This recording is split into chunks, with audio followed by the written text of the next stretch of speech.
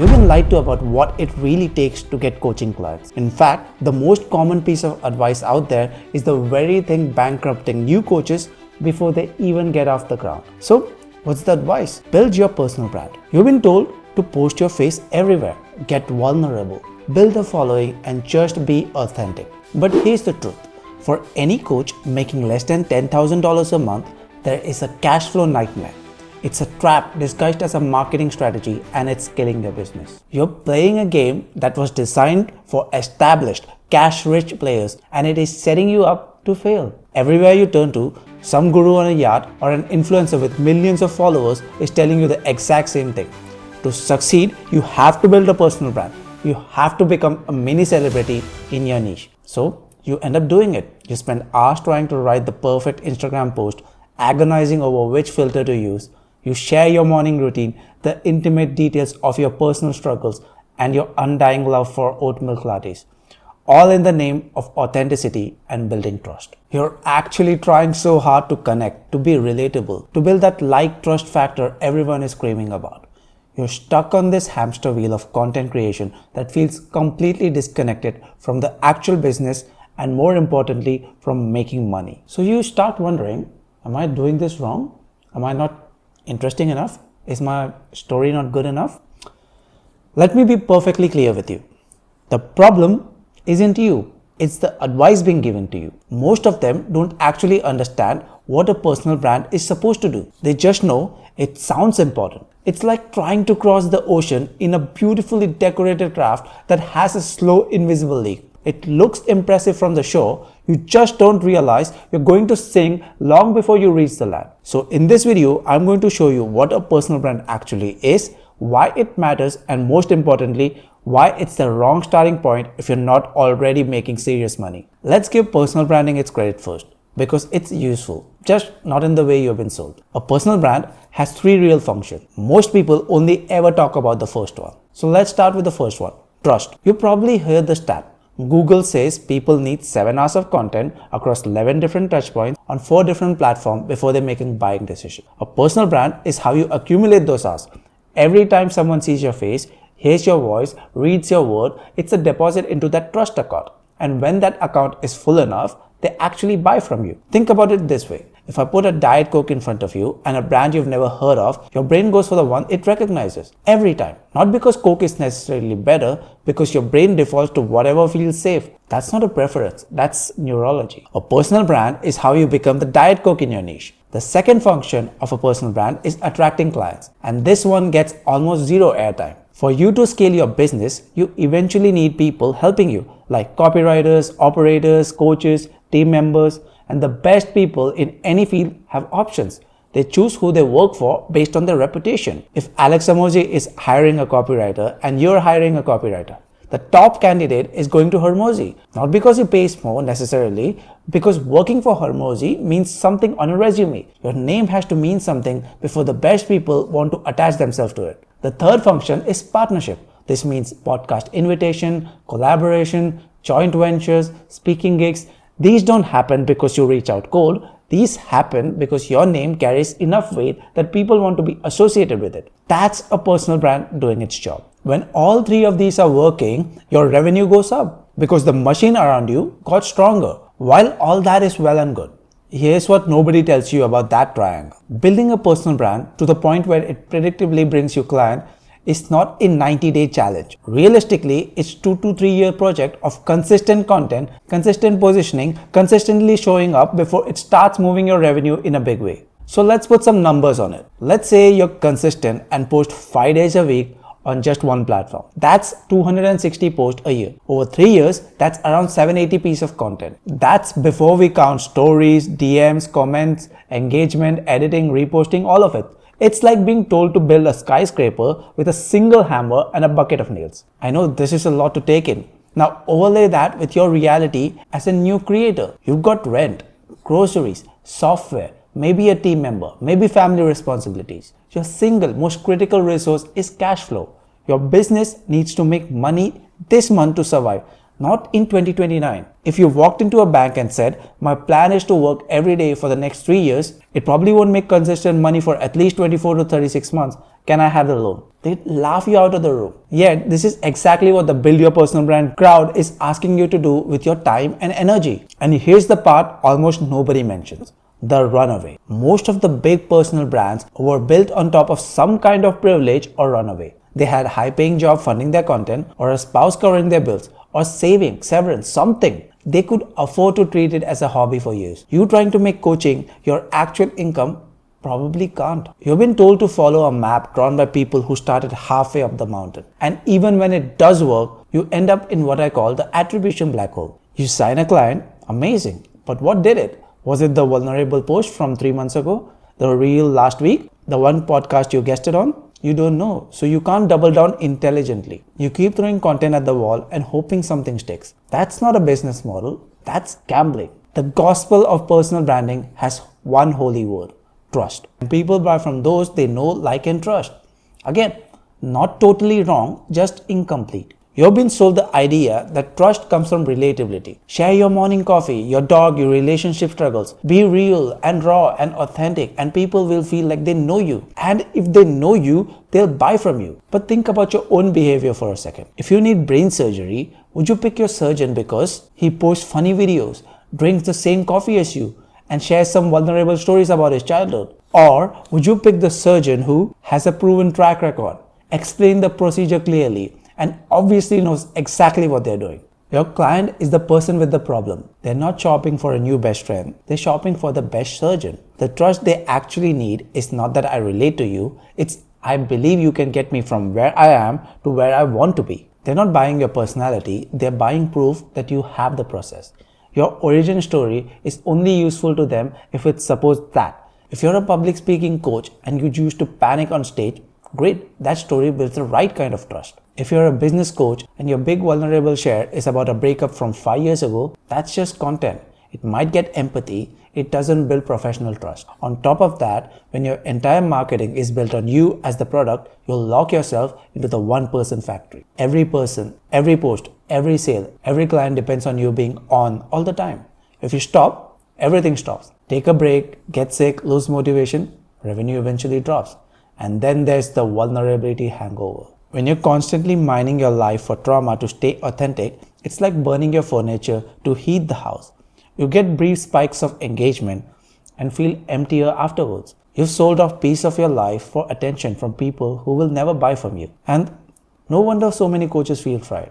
So if building your personal brand is the wrong starting point, what's the right one? For most coaches under 10K a month, the honest answer is very simple. You don't need fame, you need actual conversation.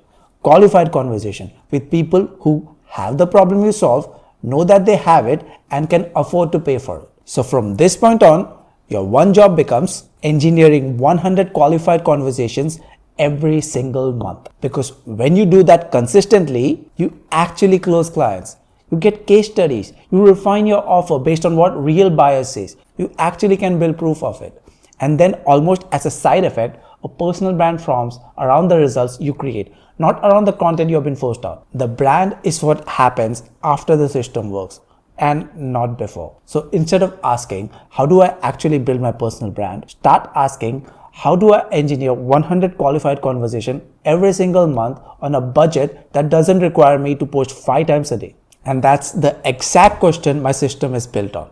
Here's the escape route from the branding trap. You shift your focus from selling who you are to proving how you solve problems. I call this the power content engine. Personal branding is like trying to become a famous fisherman. Power content is like quietly building a massive effective fishing net. The net doesn't care if you're famous, it just catches the fish. For me, that machine is stupidly simple. Short 3 to 5 minute video that solves real problem plus about $5 a day in ad. I call those power content videos. Here's what this means in real life. A 3 to 5 minute video where you solve one specific problem your ideal client is actually losing sleep over. Let me caveat it with a couple of rules. It actually solves something. They should be able to go do the thing after watching. It's about one problem, not 2 or 3 combined. The way you open the video should make 90% of people scroll away. And the right 10% go, wait, that's me. You can even call this an antiviral strategy. Everyone else is trying to blow up. You're just trying to filter it all out. When you go viral, here's who you get. Trolls, people who will binge you but never buy. Other coaches spying on you, and random people who like one like. Your views may look sexy, your bank account doesn't care. And there's a hidden cost. When 100k random people watch that video, the algorithm, which is called Andromeda, thinks that this is your audience. So for weeks, she keeps pushing you out for randoms. But power content flips that. We want more people to go, nah, and keep scrolling. And the right person to feel personally attacked. The magic is always in the first 5 seconds. I treat the hook like a dog whistle. Dog whistles are silent to almost everyone, except for dogs. Your hook should be invisible to 90% of the feed and ridiculously loud to the people who actually want. Let me give you an example. A generic hook would be how to get more leads for your coaching business. A dog whistle one is if you're posting 3 to 5 times a day and still can't book consistent sales call. If you're not that person, you scroll past. Great, I don't pay for you. If you are that person, you sit up straighter because I just described your life. Let me give you another one. A generic one would be how to fix your ads. A dog whistle one is if your cost per lead jumped from 15 to 45 in the last 90 days, and you can finish the rest of it. This is how we do targeting without touching one interest box in Ads Manager. The words will filter all of it out. To make this easy, I don't sit there and be creative. I literally run the exact skeleton for every power content video and change the topic. Here's what the skeleton looks like. First is hook. It goes like, if you're in this very specific situation, this video is for you. Next is promise. In the next few minutes, I'm going to show you how to do the very specific outcome. Next is the micromagnet tease. Comment keyword and I'll send you the resource that goes deeper. Then comes credibility. I am named and I've helped this type of clients to specific result. Then comes problem. Spell out their current reality, the specific annoying stuff that makes them nod like, yeah, that's me. Next comes why the usual advice fails. It goes like, most people try this thing, but it backfires because this reason. Then your solution. Give them 3 clear steps like do this, then this, and then this. Anything actionable counts. After that, you just say why it works. One line. This works because of this mechanism. And finally, CTA. Just do the keyword thing again. That's your whole video. 3 to 4 minutes and you're done. Now here's where it stops being just content and becomes a machine. I don't just sit around and hope the algorithm blesses me. I literally buy my way into people's feed for the price of a cheap coffee. The setup is stupidly simple. Campaign objective is video views and engagement. Budget is around $5 to $10 a day per video. And targeting is usually broad. That's it. Because let's be honest, our dog whistle is doing the targeting. Andromeda looks at who actually watches and who scrolls and starts learning. The only thing I care about with this campaign is how many people watched at least 25% of the video. On a 3 to 5 minute clip, 25% is like 45 to 60 seconds. Nobody hangs out with your face for a full minute by mistake. If they cross that 25% mark, they're basically saying, yep, that's my problem. And this person might actually help. Inside Ads Manager, you go create custom audience, choose video engagement, select people who watch at least 25% and select all your power content videos and set retention to 365 days. Call that audience whatever you like, but if you're actually going to work with me, please give it a proper name so I can actually see it. And that's your invisible list. Real people who have already spent a minute with you solving a real thing. My simple goal is about 500 new people a week crossing that 25% line. On a good setup, that's like 7 to 50 cents per invisible lead, which for most coaches is insanely cheap considering how warm these people actually are. The first 2 weeks, Andromeda is just collecting data. Week 3 to 4, it starts getting smarter.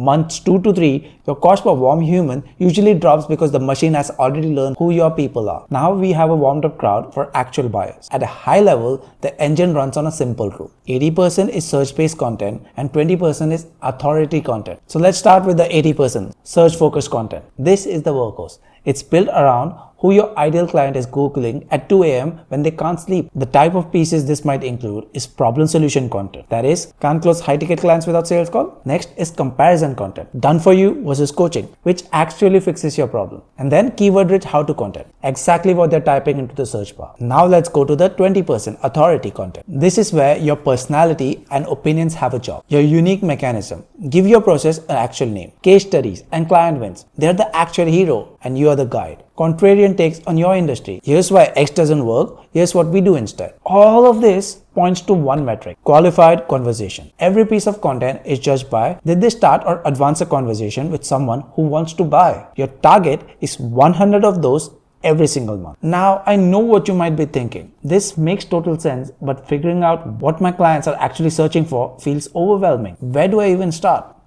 And I get it. That's why I created a free resource to solve this exact problem. It's called the Power Content Idea Workbook. And let me tell you, this isn't some generic list of ideas. It's a step-by-step workbook that walks you through the process of helping you find the burning question your ideal clients are Googling right now. And it then shows you how to turn those questions into content that actually attracts leads. It's completely free and you can grab it in the description. Go ahead, pause this video and download that guide. It's the foundation for everything that comes next. Look, the goal isn't to abandon the idea of personal brand forever. It's a powerful asset, but only when it's built on a solid foundation of cash flow and a client system that actually works. The mistake that everyone makes isn't personal branding itself. It's the sequencing. Building a business is like building a house. You just have to follow the right order. Phase 1 is usually month 1 to month 6. Build that machine. This is the eat dirt and build phase. You script and shoot 3 to 5 power content video using the 9-step skeleton. You put $5 to $10 a day behind it. You set up the 25% custom audience. Your entire goal is 100 qualified conversation to build that warm pool. On the side, you start writing 1 to 10 solid SEO posts that answers the same problems you're solving in your videos. Phase 2 is month 6 to month 12. Turn up the you part. Once that's humming, money comes in, some proof and some case studies. Then you pour the you in the mix. You actually want to show up more on camera. You tell your stories behind your frameworks and your clients. You repurpose your best long form stuff into short clips with your face on it. Now when somebody lands on your profile, they don't just see a guy with opinions, they see a body of work plus proof plus a consistent way of you thinking how to solve the problem. Your personal branding stops being a costume and starts being a byproduct of who actually you're helping. Phase 3 is usually 2 years plus. Go big only when the base is solid. Once you're sitting at 15 to 20K a month and the machine is doing its thing, then you can play the game everyone tried to make you play on day 1. Podcast tours, speaking, or even books. Now, if something has 2 to 3 year payoff, you're not going to die waiting for it. You have cash flow. You have assets working for you. At that point, your personal brand is gasoline on a fire that's already burning. Not you trying to start a fire by rubbing 2 sticks together while someone on Instagram yells, post more. Remember, system first, conversation second, brand third. That's the order I wish someone had forced on me at the start. For years, new coaches have been sold a lie. You've been told the path to success is paved with Instagram selfies and vulnerable captions. You have been told to chase fame, to become an influencer, to build a brand at all costs. But for anyone starting out, for anyone making less than 10K a month, that advice itself is a trap. The gurus aren't necessarily lying when they say a personal brand works. They're just conveniently leaving out the timeline that the brutal effort takes in and the financial privilege it takes to make it work from scratch. They always show you the highlight reel, not the years of cash burning struggle that came before it. So forget the vanity metrics and instead focus relentlessly on creating power content that proves that you can solve your client's problem. Use that content to generate conversation. Use those conversations to get clients and use that revenue to build a stable business. And that's how you win. Also, don't forget to download the Power Content Idea Generator down below to get started. And if you're already generating qualified leads and you can't close them, just watch this video next.